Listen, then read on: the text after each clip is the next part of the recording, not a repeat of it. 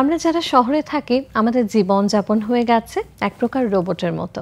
বাসা থেকে অফিস আর অফিস থেকে বাসা। পরিবারের অন্য সদস্যদের জন্য সময় তো দূরের কথা, একটু যেন কথাও বলা হয়ে ওঠে না। যান্ত্রিক এই ইট পাথরের শহরে আমরা প্রতিনিয়তই একটু প্রশান্তির ছায়া খুঁজি। প্রিয় দর্শক, আপনাদের মনে সেই প্রশান্তির ছায়া এনে দিতে আমরা একটু সহযোগিতা তো করতেই পারি। ছুটির দিনে আপনি আপনার পরিবার নিয়ে কোথায় কোথায় যেতে পারেন ঘুরতে, এই সেগমেন্টটিতে জানাবো আপনাদের। ছুটির দিনে আপনি চাইলেই আপনার পরিবার নিয়ে ঘুরতে যেতে পারেন ময়মনসিংহের জয়নুল আবেদিন পার্কে। শিল্পাচার্য জয়নুল আবেদিন উদ্যান ময়মনসিংহ শহরের ব্রহ্মপুত্র নদের তীরে অবস্থিত। ব্রহ্মপুত্র তীরের পাশে অবস্থিত ময়মনসিংহ শহরের একটি অন্যতম বিনোদন কেন্দ্র হিসেবে বহুল পরিচিত এটি। ছায়া ঘেরা সুনিবিড় পার্কটি ময়মনসিংহের মানুষকে যেন পরিবেশের সাথে এক করে দিয়েছে। 1975 সালের 15 এপ্রিল শিল্পাচার্য জয়নুল আবেদিন সংগ্রহশালা প্রতিষ্ঠিত হয়। 1975 সালের 15 এপ্রিল বাংলা 1382 সালের পহেলা বৈশাখ তৎকালীন বাংলাদেশ সরকারের উপরাষ্ট্রপতি সৈয়দ নজরুল ইসলাম এই সংগ্রহশালার উদ্বোধন করেন। সে সময় দেশব্যাপী জয়নুল আবেদিনের বিভিন্ন শিল্পকর্ম সংরক্ষণের নির্দেশ দেয়া হয়েছিল। আর তাই প্রথম দিকেই শিল্পীর নিজের এলাকা তথা ময়মনসিংহে এই সংগ্রহশালাটি প্রতিষ্ঠিত হয়। উদ্বোধনের পর 7 জুলাই তারিখে সংগ্রহশালার আনুষ্ঠানিক কার্যক্রম শুরু হয়। 2006 সালে সংগ্রহশালাটি নতুন করে সাজানো হয়।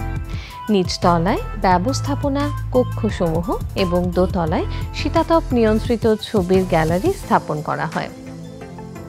শুধু জয়নুল আবেদিন উদ্যানই নয়, শিল্পাচার্য জয়নুল আবেদিন সংগ্রহশালাও রয়েছে এখানে।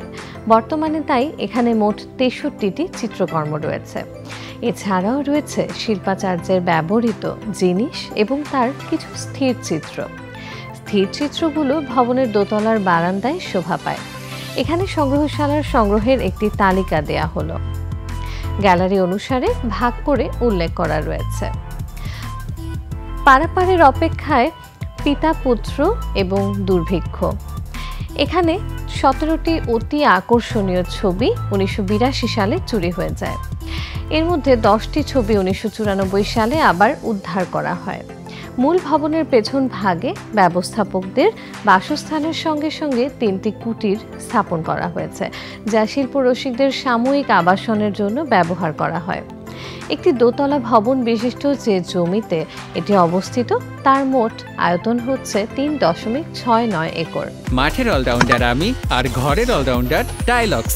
টাইলক্স টয়লেট ক্লিনার, ক্লিন মানেই টাইলক্স। পুরো চত্বরটি গাছগাছালি পরিবেষ্টিত। যে ভবনটিতে সংগ্রহশালা অবস্থিত ইংরেজ আমলে তা ছিল জনৈক ইংরেজ বার্ডেন সাহেবের বাড়ি।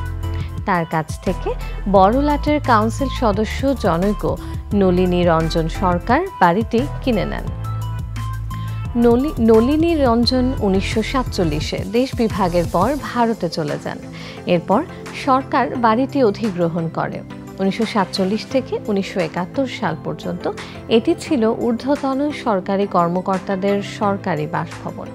বাংলাদেশের স্বাধীনতা যুদ্ধের পরও কয়েক বছর এটি একইভাবে পড়ে থাকে।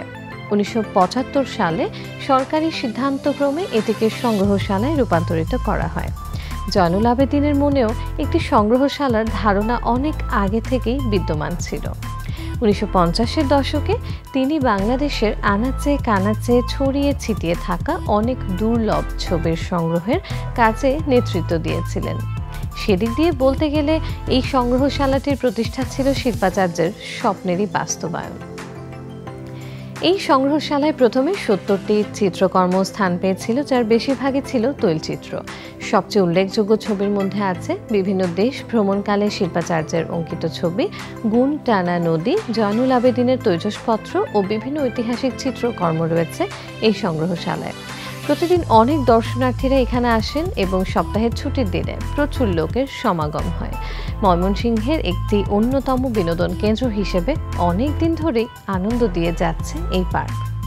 বর্তমানে এই পার্কের নতুন সংস্করণ ও নতুন সংযোজনের ফলে এর রূপ পাল্টেছে।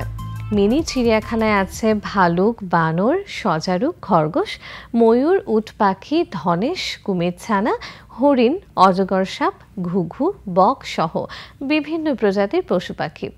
মিনি চিড়িয়াখানার টিকিটের মূল্য 30 টাকা।